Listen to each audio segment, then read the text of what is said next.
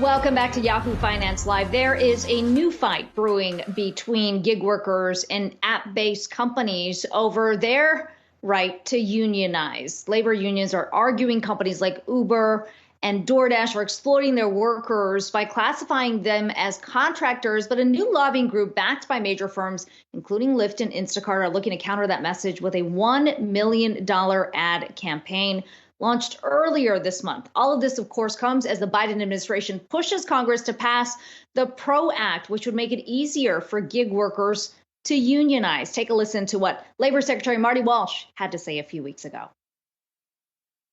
Everyone should have the right to organize, and it's their call. And if workers decide to organize, then they should be recognized as a union. If workers decide not to organize in a free and fair election, then they don't have to be unionized.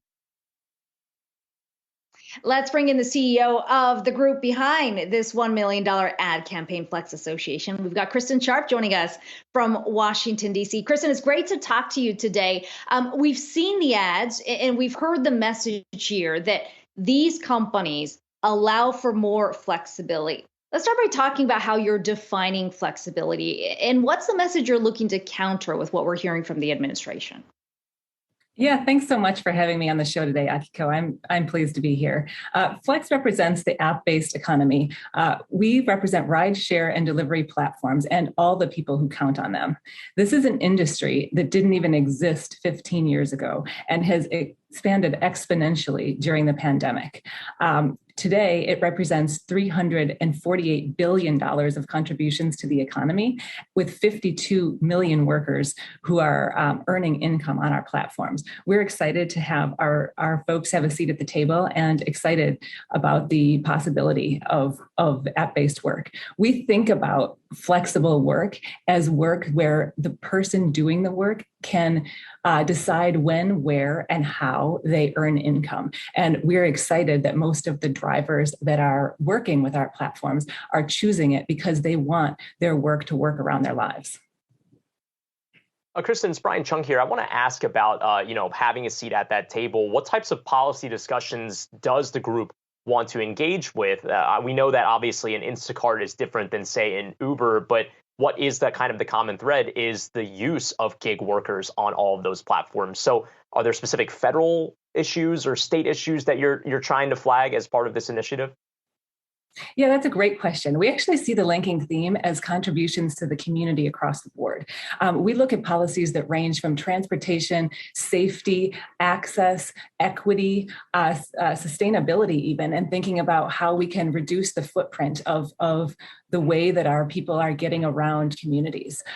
Certainly entrepreneurship and independent contracting work is one aspect, but it's our goal is to support the industry and support a seamless and convenient way to move people, goods, and things around our communities across the board.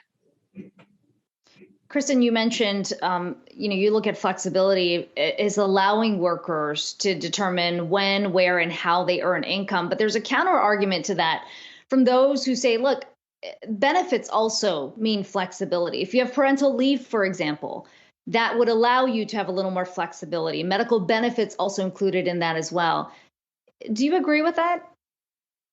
Look, most of our drivers work an average of 8 hours per week. It's a way for people to earn income and control their time as they're working around different kinds of constraints or motivations in their lives. We see over and over again that workers have decided to work with this industry because they're excited and pleased with the options and flexibility that independent work provides them. There is no shortage of traditional jobs out there right now. If you go to any restaurant, hotel, or store in the country right now, there's a help wanted sign in the window. For people who want to work in a traditional way, those jobs are out there. But for people who are working in our industry and who have opted for personal control over their time, they're excited to be working in a new way. And we believe that we want to empower and support them so that they can continue doing that, continue having that flexibility. Now, Flex only just started recently. I believe it was just this month that you formed this coalition. I mean, tell us about how it all came together. Why now? I mean, some of these companies have been around the block for quite a while. What's so important about 2022 and this time for this coalition to be put together? Well, like I said, our industry has exploded exponentially over the course of the last 2 years. And during COVID, we did everything from ensure that kids who used to get free school lunches get access to food, to getting people to and from COVID shots and everything in between.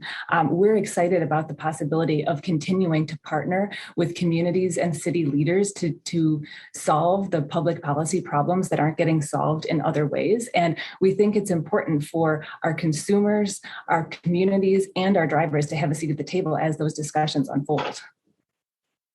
Kristin, I wonder if we can broaden this out a bit to talk about the issue of regulation, because ultimately what we're talking about today falls under that umbrella. And tech companies have been far from united on that issue. You've got big tech companies like a Google as well as Meta/Facebook who've been pushing back against any kind of antitrust action. And then you've got the smaller tech companies who've been calling for additional regulation to increase competition. Where does Flex fall in that? Where do you guys stand?